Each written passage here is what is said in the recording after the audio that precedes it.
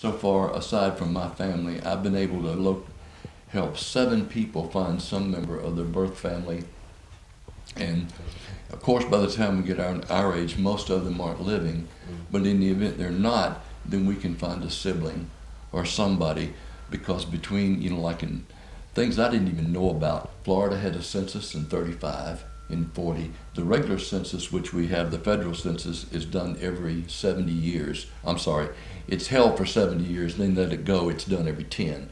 So the 1940 census is just coming out now, but Florida had a 35 and a 45 census, which is out now.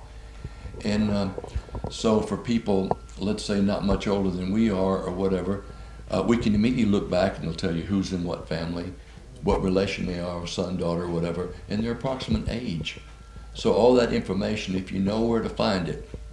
Now let me say, some people I have looked for that I just could not find. The hardest place is people that move in the same place.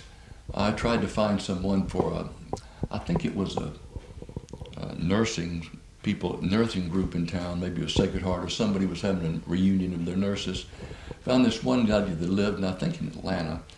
She must have had 25 or 30 different addresses, and every place we called was, well, she was here. So, and there's a time lag between the time it's reported, I guess, the post office and gets in the computer, so we never did find that one. But before we end today, I wanted to get this, what nice people we are. And I don't think this could have happened to a nicer person.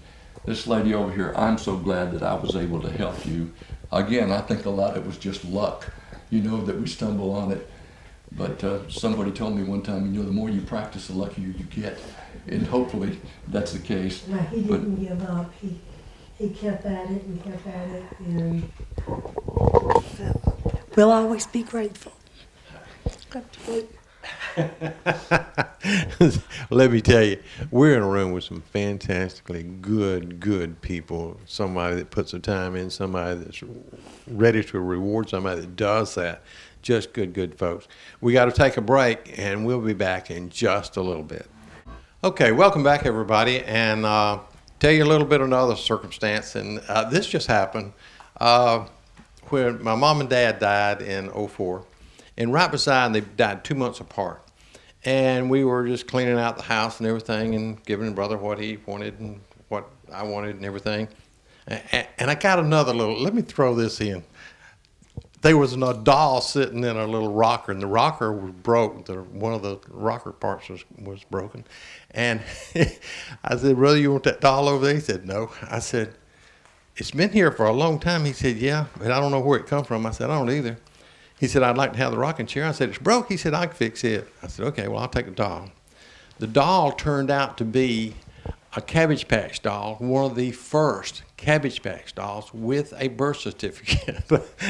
It's worth thousands of dollars.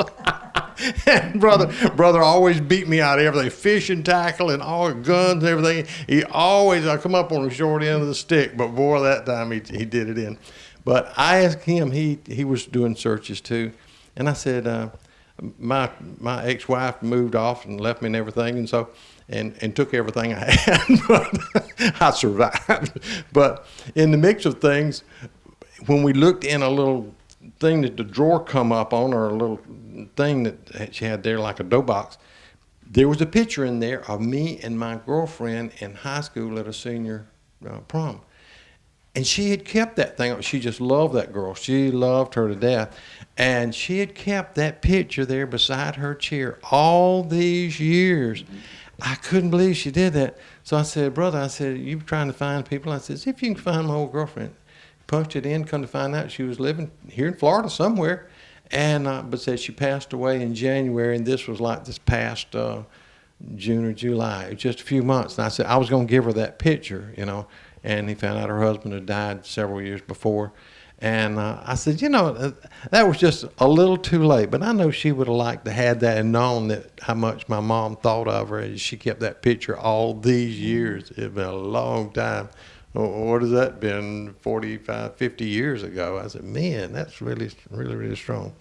But we've got more to tell you, and I want John to take and tell you a little bit more about what he does. You've got to know how to do this too, and if you do it a lot, I'm quite sure it's a lot easier. But he's willing to help you, and that's what a good heart he has, John. Well, thank you. I found in doing this for the most part, like for class reunions, since I was a teacher myself, in going through this, you find that this is my observation, but I guess I've been a part of 3 classes at PHS, and then the one at Escambia. And by the way, the one in my Escambia for my classes, I may have said this before, but I can't take credit for this whole thing. You know, they had probably 350 of them done already. And then when I came on, I picked up the rest. And the faculty, I want to make that clear that I don't. And then the other things at PHS, I wasn't the only one. Believe it or not, there's other kooks like me out there that do this, and we work together and get it and got it. What I do with the class reunions that want to, I'll meet with them, let's say, and some of the people they want to do, and we'll do a little training session that I'll show you them how to do that. On the other hand, what we did at one of the PHS groups.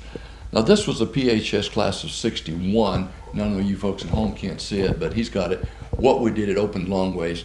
And what they did is they gave us a list in this. And Johnny Wakefield and I worked on that. He was at his house and I was at mine. We each decided that, you know, which group we would work on. And all those in that thing written in blue are the ones, if you'll flip through it, there should be about 120 people in there that are the ones in blue are the ones that we found, and a lot of them not been found since the class met, you know, 40 or 50 years ago. And by doing this of all the sources, we find that most people can be found. One of the things that, you know, after a while you run out of ideas, and that's why John and I talk on the phone and emails, get ideas, and we come contact with each other.